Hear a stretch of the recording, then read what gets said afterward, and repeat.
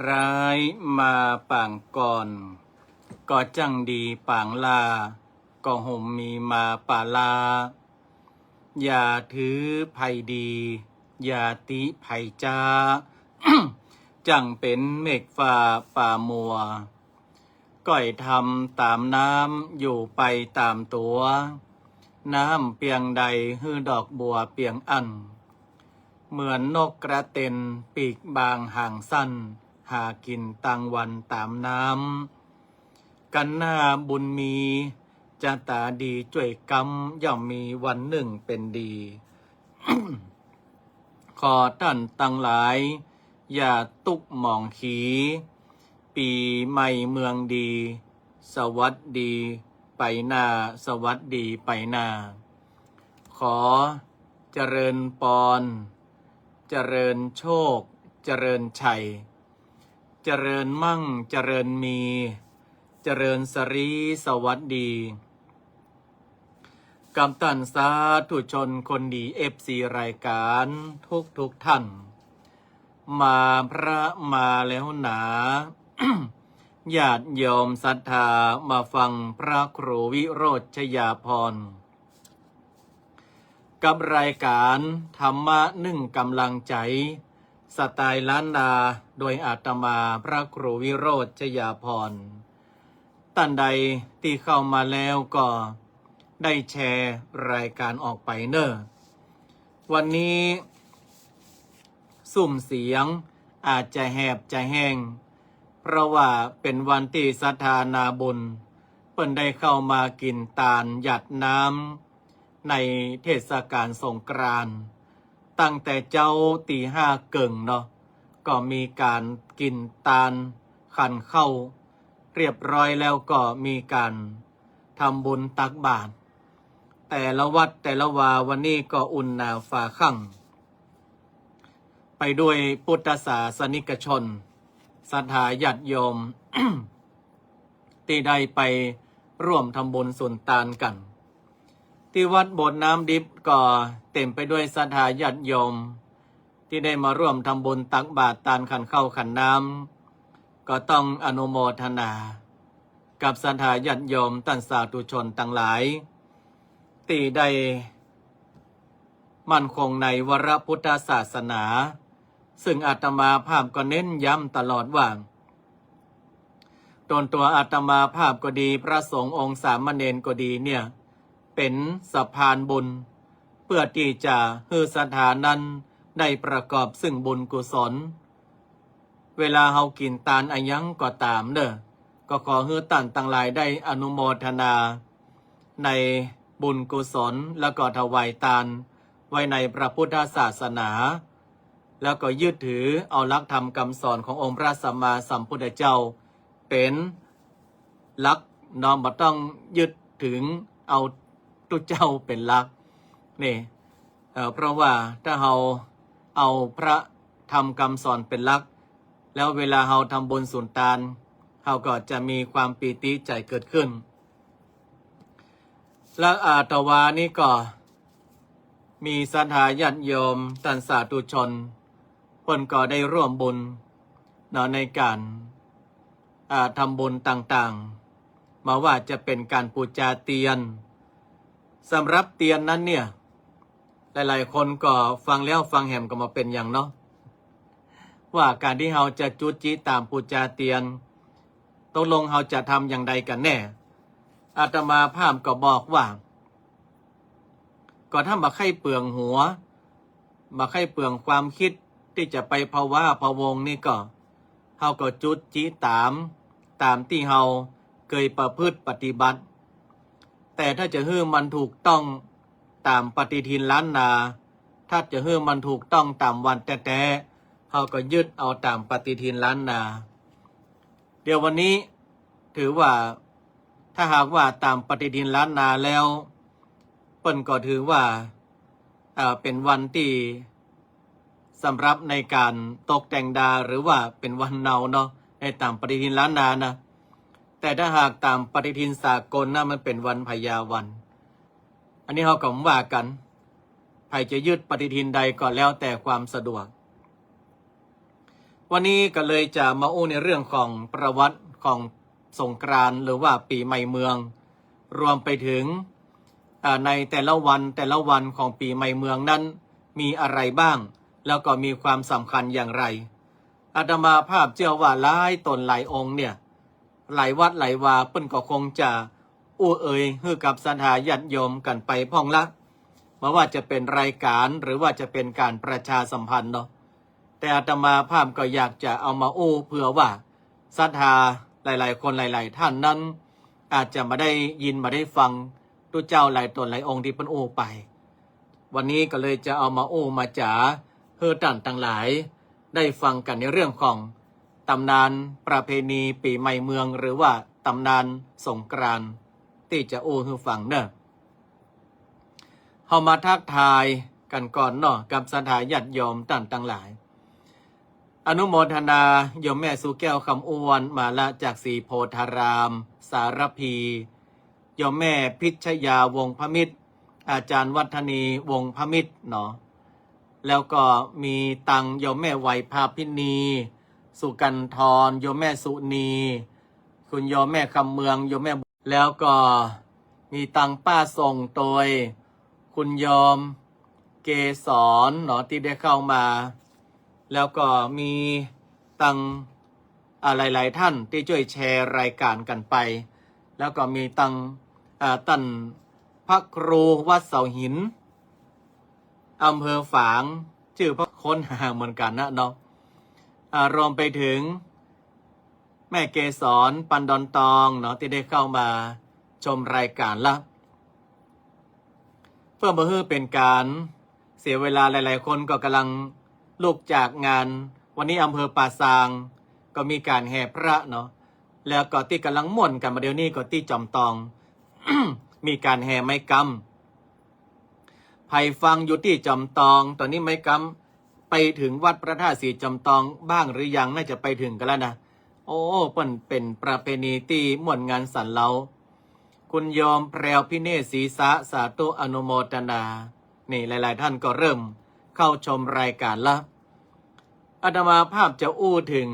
ประวัติของปีใหม่เมืองหรือว่าสงกรานต์คือศรัทธาญาติโยมท่านทั้งหลายได้ฟังกันเหียก่อนว่ามีความเป็นไปเป็นมาอย่างใดแล้ววันที่อยู่ในปีใหม่เมืองของเฮานั้นมีความสำคัญอย่างใดจะอธิบายแล้วจะโอ้ฮือศรัทธาญาติโยมท่านทั้งหลายได้ฟังคุณแม่โนรีวังที่ยองโยมพี่อ๋องสุขิตบางสินทุสาธุอนุโมทนาคติในทางพระพุทธศาสนากล่าวในเรื่องตำนานปีใหม่เมืองหรือว่าในเรื่องของตำนานสงกรานต์อยู่ในเรื่องของธรรมบาลกุมารชาดกสถาญาติโยมโอ้โยมแม่สมบูรณ์มาจ้าจากดงปลันมาละไม่ได้ไปแอวไหนน้องแม่เนาะช่วงนี้เนี่ยมันฮ้อนแต่ ไม่ใช่ฮ้อนธรรมดานะฮ้อนขนาดของธรรมบาลกุมารชาดกกล่าวถึงในเรื่องนี้เพิ่นกล่าวว่าอย่างใดอาตมาภาพขอปาสถานย้อนเข้าไปในธรรมชาดกชื่อว่าธรรมบาลกุมารชาดกมีเต้ากบิลพรหมสถาญาติโยมทั้งหลายเต้ากบิลพรหมเนี่ยโอ้เพิ่นมีความทะนงตนว่าตัวเก่านี้เป็นผู้มีพยาปัญญาเป็นอันดับหนึ่งอยู่มาวันหนึ่งก็มีเสนาอามาตย์มากราบทูลขอเดชะพระอาญาไม่พ้นกล่าวข้าพระพุทธเจ้าได้ยินข่าวมาว่ามีกุมารผู้หนึ่งมีปัญญาอันเฉลียวฉลาดยิ่งนักฮะจริงหรือท่านไอ้โลกเท้ากบิลพรหมนะจริงหรือท่านเป็นเพียงแค่กุมารมีปัญญาเฉลียวฉลาดขนาดนั้นเลยหรือท่านอมาตย์ก็เดชะพระอาญาไม่พ้นกล่าวกระหม่อมก็ได้ยินมาเหมือนกันพระพุทธเจ้าข้าที่จริงแล้วเนี่ยธรรมบาลกุมารเนี่ยเป็นพระชาติหนึ่งขององค์พระสัมมาสัมพุทธเจ้าไว้เนาะที่ว่าได้อยู่สั่งสมบุญญาปรมีนี่นะเต้ากบิลพรหมกระถามว่าท่านอมาตย์แล้วกุมารที่ท่านกล่าวมามีชื่อว่าอะไร ก็เดชะพระอาญาไม่พ้นกล่าวกุมารผู้นั้นชื่อว่าธรรมบาลกุมารพระพุทธเจ้าค่ะไม่ใช่แค่นั้นนะพระเจ้าค่ะธรรมบาลกุมารสามารถที่จะเอาชนะนักปราชญ์ราชบัณฑิตและผู้รู้ทั้งหลายทั่ว7 แว่นแคว้นพระพุทธเจ้าค่ะ แค่เด็กคนหนึ่งพวกนั้นไม่ได้เรื่องเองต่างหากเป็นเพียงแค่เด็กริอาจจะมาเทียบกับผู้รู้นักปราชญ์หรือแล้วเด็กคนนี้สู้ข้าได้ไหมท่านอมาตย์ขอเดชะมีข่าวเล่าลือกันว่าธรรมบาลกุมารนั้นมีปัญญาเฉลียวฉลาดยิ่งนักไม่มีใครสามารถเอาชนะได้เลยแม้กระทั่งพระองค์พระเจ้าค่าตบราชอาณาดังปังเอาล่ะชาเห็นทีว่าคงจะต้องไปทดสอบดูแลกันหน่อยแล้วว่าเรื่องจะจริงอย่างว่าหรือเปล่าหรือว่าเป็นเพียงแค่การโฆษณาชวนเชื่อเท่านั้นธรรมบาลกุมารเนี่ยศรัทธาญาติโยมทั้งหลาย มันมีความรู้นักนะถึงว่าเป็นละอ่อนแต่จบไตรเพศกันนะเต้ากบิลพรหมก็เลยลงไปหาธรรมบาลกุมารแล้ววาบเนี่ยธรรมบาลกุมารกำลังนั่งอยู่เต้ากบิลพรหมเตียวเข้าไปเจ้าใช่ไหมที่ชื่อธรรมบาลกุมารธรรมบาลกุมารก็นั่งอยู่ฮั่นนะก็บอกว่าใช่แล้ว ตัวของข้าพเจ้าเองนี่แหละชื่อว่าธรรมบาลกุมารแล้วท่านเหรอเป็นไผเต้ากบิลพรหมก็ไข้หัวลั่นฟ้าลั่นดินนะ น่าขันเสียจริงเจ้าปัญญาเฉลียวฉลาดแต่ไม่รู้ว่าข้าเป็นใครข้าจะบอกให้เอาบนตัวข้านั้นชื่อว่าเท้ากบิลพรหมไม่มีใครที่จะเกินไปกว่าข้าได้ในเรื่องของปัญญาธรรมบาลกุมารก็บอกว่าท่านเท้ากบิลพรหมเหนือฟ้ายังมีฟ้าเหนือพารายังมีจอมจักรพรรดิท่านแน่ใจกะชาไอ้กุมารน้อยเอาอย่างนี้ก็แล้วกันข้าจะถามเจ้าตอบมาให้ได้ถ้าหากเจ้าตอบไม่ได้ ตัดหัวไอ้โลกคนทั้งหลายก็อึงกันแหละเอาเป็นการ พนันขันต่อด้วยชีวิต เป็นการพนันขันต่อกันด้วยชีวิตธรรมบาลกุมารก็บอกว่าแล้วถ้าหากท่านการหรอท่านเต้ากบิลพรหมท่านอย่าใดไอ้กุมารถ้าหากข้าแพ้เจ้าข้าก็จะตัดหัวข้าเช่นกันได้เลยเมื่อท่านกล้าท้ามาข้าพเจ้าก็กล้ารับแน่ธรรมบาลกุมารก็กล้ารับนะในการที่วัดท้าประชันปัญญากันเนี่ยเต้ากบิลพรหมก็เลยตั้งคำถามเลยคุณโยมสุภัทราวิระอนันตวัฒน์ตั้งคำถามเลยธรรมบาลกุมารข้าขอถามเจ้า3 คำถาม 1. เวลาเช้ามงคลของคนอยู่ที่ไหนหรือว่าสรีหรือว่าสีของคนเฮาอยู่ที่ไหนเวลาบ่ายมงคลของคนอยู่ที่ไหนและเวลาค่ำมงคลหรือว่าราศีหรือว่าสรีของคนนั้นอยู่ที่ไหนธรรมบาลกุมารก็บอกว่าข้าขอเวลาในการคิดค้นหาคำตอบและเชื่อแน่ว่าข้าจะต้องตอบได้อย่างแน่นอน ธรรมบาลกุมารจะเร่งรัดเดี๋ยวคนจะกระหานินทาว่าตัวของข้านั้นแกล้งเด็กข้าจะให้เวลาเจ้า7 วันไปหาคำตอบมา7 วันบ่ได้ปาดคอเลยปุดคอเลยธรรมบาลกุมารก็ได้แน่นอนท่านบ่ต้องเป็นห่วงท่านเตรียมไว้เตอะเป็นพีหัวขาดแน่ๆเต้ากบิลพรหมมั่นใจว่าไม่มีใครตอบปัญหาตัวเก่าใด ไข้หัวลั่นฟ้าลั่นดินฮ่อฮ่อฮ่อฮ่อฮ่อซานขึ้นไปบนอากาศบนแน่ธรรมบาลกุมารเนี่ยนั่งคิดนอนคิดปิ้นจะลิ้นคิดอย่างใดก็แล้วเวลาเจ้าสลีของคนนั่นอยู่ตัดใดเวลาบ่ายสลีของคนนั่นอยู่ตัดใดเวลาค่ำสลีของคนนั่นอยู่ตัดใดหรือว่าสีของคนเนี่ยสอคอสาราเนี่ยรอเรือสระอีนี่นะหรือว่าความเป็นมงคลของคนกึดแล้วกึดแถมเวลาผ่านไปได้6 วันศรัทธาญาติโยมทั้งหลายโยมพี่ตุ๋ยชดาธานพัฒนาพงศ์เวลาผ่านไปได้6 วันธรรมบาลกุมารกึดบ่ออกอะเอาอย่าใดดีเนี่ยเตียวเข้าไปในป่านะโอ้เป็นสมองนี่ตึงมืดตื้อมืดตันนะโอ้ข้าจะตายเหรอก็ตอบปัญหาของเต้ากบิลพรหมมาได้หันเก้าไม้เก้าหนึ่งไปเก้าไม้ใหญ่ไปนั่งตึกนอนตึกกืดไปนะเอามือกายหน้าผากถ้าจะเป็นต้นของคนที่เป็นกำกึดเนี่ยเนาะบนหันมีนกฮัตสดีลิงผัวเมียกู้หนึ่งต้นไม้มันใหญ่หรออยู่บนฮะเมียก็ถามผัวมันนะเมียก็ถามผัวมันธรรมบาลกุมารเนี่ยต้องเข้าใจว่าเปิ้นจบไตรเพศมาหู้แถวภาษาสัตว์ปน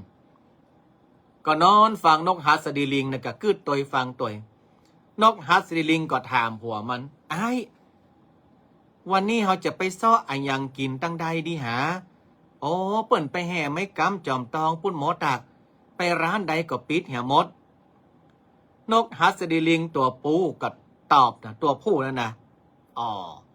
มาต้องไปเซาะกินที่ไหนไกล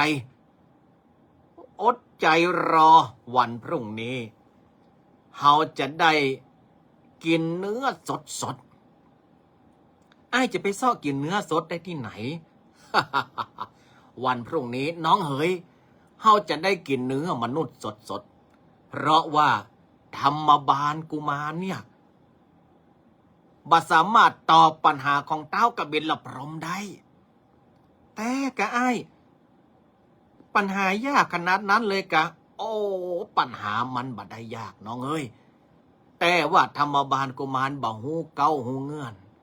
แต่ถ้าหากว่าเป็นท่านอาจารย์ดร.พระมหาอินทวงศ์อิสระพานีดีดคิ้วแปะเดียวตอบได้เลยกะคิ้วฟักหลุดเลย เสียวเปิ้นอันลำเรือกะน้องขอถามแล้วว่าเปิ้นถามกันยังได้มาเดียวเนี่ยจะให้เจ้าฟังเต้าได้ยินมาเต้ากบิลพรหมถามธรรมบาลกุมารว่าตอนเจ้าราศีของคนอยู่ที่ไหนตอนบ่ายราศีของคนอยู่ที่ไหนแล้วตอนเมื่อค่ำราศีของคนอยู่ที่ไหนแล้วเปิ้นต้องมีคำตอบว่าใดมันจะไปยากหยังฮัลโหลโยมสุภัทราวีระอนันตวัฒน์ได้ตอบมาเรียบร้อยคำตอบนี้ไม่ยากเลยตอบให้น้องฟังเหรอธรรมบาลกุมารได้ยินกับเอาแล้วกูจะหลอดกับนกฮัสเดลิงสองผัวเมียนี่รู้เนี่ยมันจะไปยากอะไรเวลาเช้าราศีของคนเฮาอยู่ที่หน้ามนุษย์กูคนตื่นมาก็ต้องล้างหน้าล้างตาให้มันสะอาดสะอ้านไผตื่นมาไม่ได้ล้างหน้าล้างตาให้มันหมดสิ้นซึ่งความงามหน้าไก่หน้าปองมันอึ้งยึงเหมือนแค่หมูจืนมาซุกแต่น้องเฮ้ยมันบางงามคนก็เลยล้างหน้าล้างตาฮือหน้ามีสักมีสีฮือหน้าพอหน้ายนฉะนั้นยามเจ้าเนี่ยราศีของคนก็เลยอยู่ที่หน้าวัดเท่าธรรมบาลก็จดไว้แหละแต่ก็แล้วตอนกลางวันรู้ ตอนกลางวันเหรอราศีของคนมันอยู่ที่อกเมื่อวันอากาศมันร้อนอบอ้าวอากาศมันร้อนเฮาก็มาจ้างยาใดก็กุ้มก็เอาน้ำจุบผ้าปกอก7 เนื้อ 7 ตัวมันถึงจะใจดีใจบานฉะนั้นเวลากลางวันราศีของคนก็อยู่ที่อกเมื่ออากาศมันเย็นลงใจของคนเฮามันก็เย็นลงตามนี่แหละถึงเป็นที่มาแต่ก็แล้วข้อสุดท้ายเหรอข้อสุดท้าย ในตอนกลางคืนราศีของคนเราอยู่ที่ไหนก็อยู่ที่ตีนนี่แหละน้องโหไอ้เพิ่นถามดีมาเป็นตีนเป็นมืออย่างใดบัดใจน้องฟังไอ้ดีๆคนเฮานั้นแต่ละวันก็ต้องทำการทำงานถึงบัดทำการทำงานก็ได้เตียวไปกับล่างกลางขวงได้เตียวไปลานบ้านลานจองน้องเหยตีนเปื้อตีนเปื้อนขึ้นบ้านขึ้นจองก็ต้องชำระล้างร่างกายล้างตีนล้างเท้าก่อนเข้านอนถ้าบ่อ่านแล้วตีนมันจะเปื้อนไปหมดเลยฉะนั้นก่อนเข้าบ้านเข้าจองเข้าที่นอนอย่างใดก็ตามทุกคนจะต้องล้างเท้าให้มันสะอาดสะอ้านฉะนั้นราศีของคนเราก็จึงมีอยู่ที่ตีนในยามกลางคืนนี่แหละน้องแค่นี้เองถ้ามาบานกุมารตอบบัตรได้ถ้าเป็นอ้ายนะแปะเดี๋ยวได้เอโลถ้ามาบานกุมารปรโรมันดึงให้หุยคำฮั่นนะกึดมา6 วันบ่ออกได้เป็นบุญเป็นกุศลแต่คุณโยมปัทมาพรคุณโยมปณพรทีนี้ตกมาเจ้ามาถ้ามาบานกุมารก็นั่งรอเลยกะโอ้อารมณ์ดีเพราะมีความสุขได้คำตอบมาแล้วเกือบตายเต้ากบิลพรหมลงมาแล้ววาบไข้หัวมาแล้วว่าใดถ้ามาบานกุมารเตรียมที่จะปุดคอตัวเก่าหรือยังท่านเต้ากบิลพรหมท่านกล่าวผิดไปอย่างหนึ่งคนที่จะปุดคอตัวเก่านั้นบัดใจข้าเนอแต่จะเป็นท่านต่างหากเฮ้ยช่าเจ้านะหรือตอบปัญหาของข้าได้แน่นอนว่าแล้วเต้าก็ว่าแล้วธรรมบาลกุมารเนี่ยตอบปัญหาเป๊ะเลยโอ้เต้ากับบิลพรหมเนี่ยตึงเอามันตอบได้อย่างไรปัญหาของข้าถามมา100 กว่าปีบ่มีใครตอบได้ครั้นจะคืนคำมันเสียแน่หรอกเพิ่นถือสัจจะเป็นใหญ่เนาะคุณลุงสุภัสสืบสิริปุญชัยคนทั้งหลายก็เป็นสักขีพยานนะกบิลพรหมก็เลยบอกว่าเอาในเมื่อเจ้าตอบได้ข้าเต้ากบิลพรหมจะทำตามสัจจะสัญญาที่ฮือไว้ปุดคอตัวเก่าแต่ว่าหัวของข้านั้นถ้าหากว่าติวขึ้นไปบนอากาศฝนฟ้าจะบ่ตกต้องตามฤดูกาลหญ้าตกลงดินจะเกิดไฟไหม้โลกห้ามฮือปุ้งขึ้นไปบนอากาศห้ามฮือหยาดลงดินเอาแล้วจะยะใดก็เลยโทรไปหาท่านอาจารย์พระมหาธนวุฒิยศโสปโนท่านอาจารย์พระมหาธนวุฒิญาณโสพโนเนาะปรึกษาแหละก็เลยห้องเอาพระธิดาทั้ง7มานะบอกว่าถ้าหากว่าตัวของเสด็จพ่อปาดคอตัวเก่าแล้วคือรีบเอาพานมารับแล้วเอาหวยป่อใส่บนพานนั้นตี1ออกมาแห่เตื้อ1ออกมาส่งน้ำเตื้อ1เนอะนี่แล้วจะเอาไปย่งฟ้าจงฝนมาได้ให้มันลอยอยู่บนพานนั่นเนาะว่าแล้วเต้ากับบิลพรหมก็ตัดคอตัวเก่าหุ้ยช้าแหละเมื่อตัดคอตัวเก่าแล้วนางธรรมสิรินะก็รับเอาหัวของเต้ากับบิลพรหมแปลงตาใส่มาปักใส่ในพานนะร่างของเต้ากับบิลพรหมสูญสลายหายวับไปนกฮาสดิลิงพอมาได้กินแล้วอันหนึ่งก็ชุนฉลายหายไปเหลือก็หัวลูกมันเอาไปพูดแล้วธรรมบาลกุมารเป็นผู้ชนะแล้วเราจะกินยังเฮ้ยน้องเฮ้ยเขาไปขอกินแกงโฮที่วัดดีกว่าน้องเนาะพวกนะโดนเมียมันตบหัวปั๊บนะถึงบอกแล้วนกฮาสดิลิงส่องปูเมียไปพวกนะไปขอท่านอาจารย์พระมหาธนวุฒิพวกนะแกงทะเลแกงโฮฉะนั้นแต่ละปีเนี่ยลูกสาวของเต้ากับบิลพรหมก็เลยแห่เลยเนาะวันอาทิตย์นางถ้าว่าหากว่าสังขารล่องวันอาทิตย์นี่นะก็นางธรรมศิริเอามาแห่สังขารล่องวันจันทร์นางมโหสถาเอามาแห่วันนางการสุนันทาวันพุธสิรินันทาวันพฤหัสนางกัญญาวันศุกร์นางลิตา วันเสาร์นางตะโปตาอันนี้เป็นของล้านนานะถ้าเป็นไทยเปิ้นก็บอกว่าวันอาทิตย์นางทุงสะนะวันจันทร์นางโคราคะวันอังคารนางรากศักษะวันพุธนางมนทาวันพฤหัสนางกิริเนวันศุกร์นางกิมิธาและวันเสาร์นางมโหธระหรือว่านางมโหธรแล้วก็มีกำตำนายอยู่นะเอกสารใบลานหนังสือปีใหม่เมืองฉบับวัดเจดีย์หลวงจังหวัดเชียงใหม่พอเขาว่าปักกระตือนนะเนาะได้กล่าวว่าถ้าสังขารล่องวันอาทิตย์เนี่ยจะเป็นอย่างนี้สังขารล่องวันจันทร์จะเป็นอย่างนี้แต่ปีนี้สังขารล่องวันอังคารสันทาญาติโยมฉะนั้นอาตมาภาพก็จะอู้กับวันอังคารนะสังขารล่องวันอังคารคุณสงกรานต์ขี่ผียักษ์มาจากทิศเหนือไปทิศใต้นางผู้ชื่อสุนันทานอนรับเอานี่ปีนี้สัตว์มีปีกจักแปลงว่ะเอาสัตว์มีปีกจักแปลงที่จริงมันก็แปลงเหมือนแล้วนะแมงมันนะฝนหัวปีปลายปีมีนัก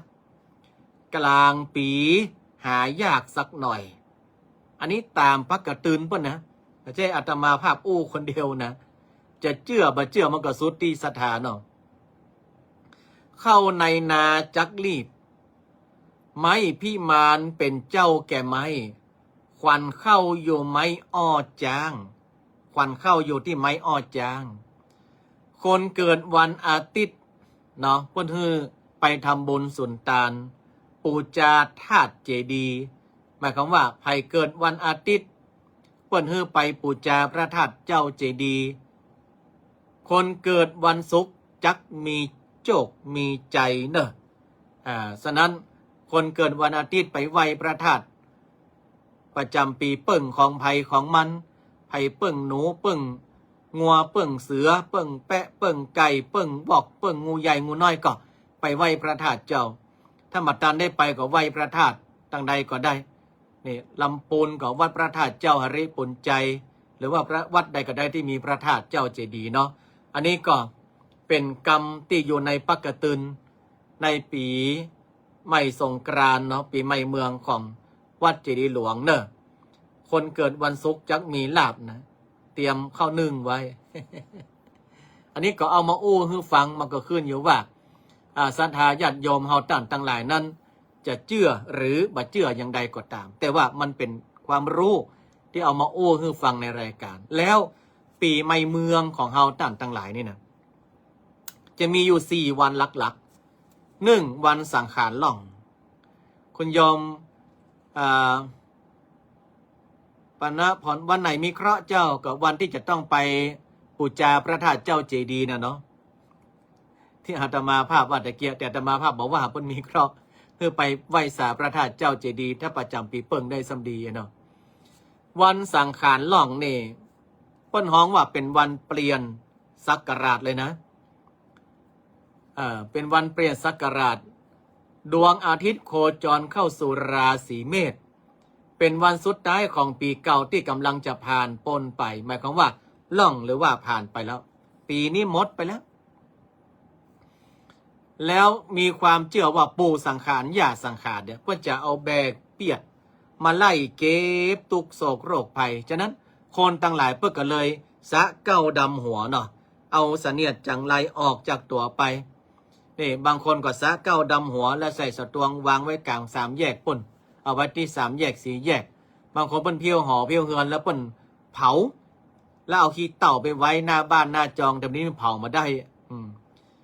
เนี่ยปะฮ้องว่าตัดเล็บตัดผมใส่เผาด้วยกันหั่นนะปู่สังขารย่าสังขารเอาไปเหี่ยนี่นะ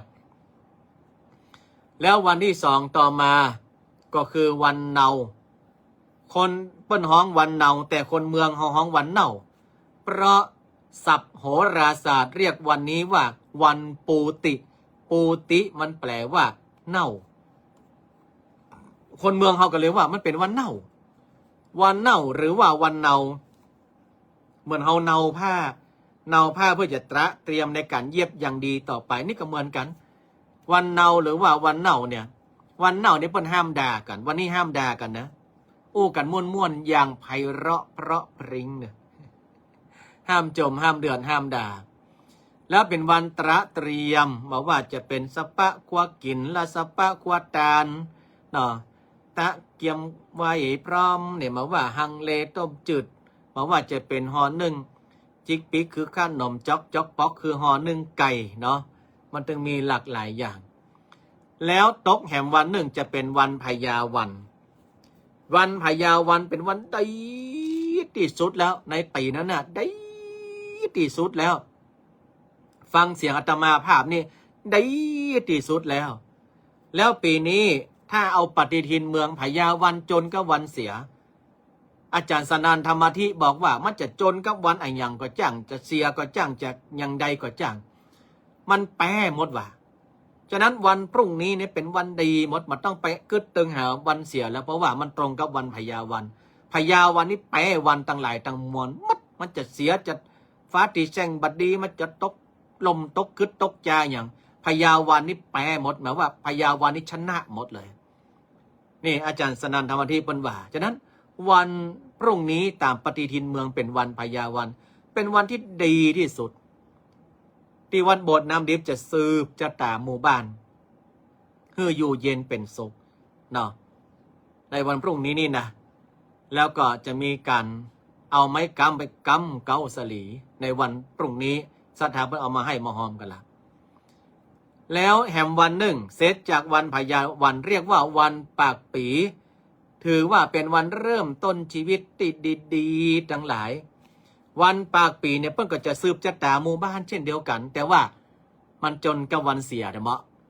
มันมาแจ้พญาวันนี่มันจะไปแปรอย่าได้เนาะ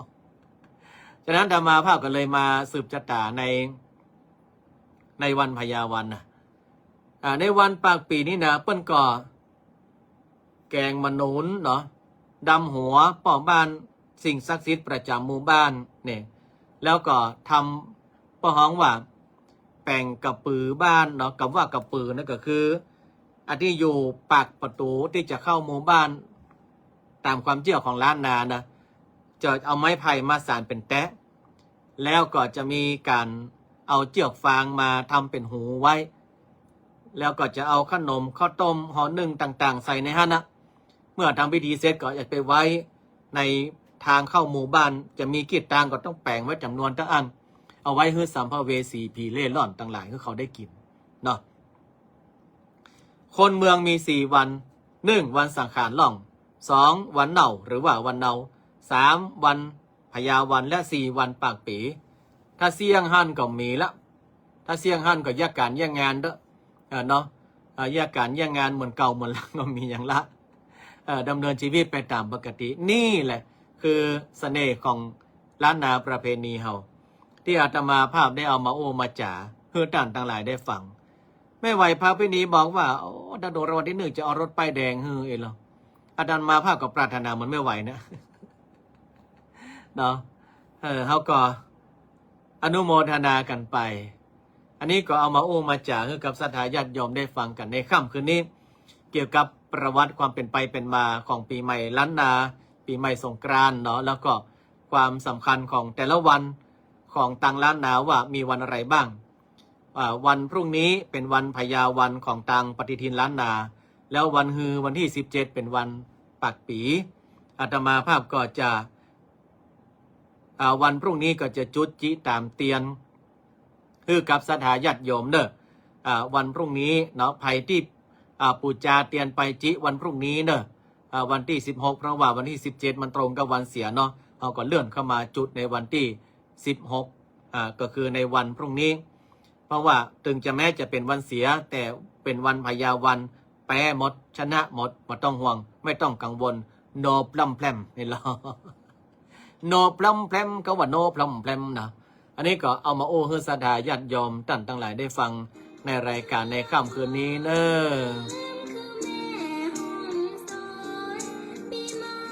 ะอ๋อเสียงอีแม่อบเชยเวียงพิงมาถึงม่วนแต่เสียงกัดเสียงเย็นแต่อีแม่อบเชยเวียงพิงนะวันพรุ่งนี้จุดเวลาใดเจ้าวันพรุ่งนี้ก็จุดตอนเจ้าได้เลยเนอะโยมพี่อ่องสุขิตบางสินธุเนอะรับโชคสืบจัตตาเนาะเวลา7 โมงนี่จะเริ่มสืบจัตตาแล้วนะโยมพี่อ๋องแต่วันขึ้นเขาจะได้มีจกมีใจ ชีวิตจะได้ดีขึ้นดีขึ้นดีขึ้นเหมือนตะวันเนาะไผ่ปูจาเตียนไปวันพรุ่งนี้จูดจิตามเนอะยามตะวันขึ้นได้เลยเนาะอันนี้อาตมาภาพเปลี่ยนวันเพราะว่าดูปฏิทินแล้ววันที่17นี่มันเป็นวันเสียแต่วันพรุ่งนี้นี่ถึงแม้ว่าจะเป็นวันเสียแต่วันพยาวันมันภาพแปรหมดเนาะเอาละศรัทธาญาติโยมทั้งหลายขอนำรายการจักลากันไปก่อนเนออนุโมทนาโยมแม่สุแก้วคำอ้วนเนาะที่ได้ร่วมบุญกันมาคุณโยมอ้อยใจไหนล่ะจดาภาเนาะแล้วก็หลายๆท่านร่วมบุญกันมาก็ต้องขออนุโมทนาตัวเองเราก็จะมาปะรายการกันอย่างเนี้ยเนาะที่เราได้ได้จากกันในแต่ละมื้อในแต่ละวัน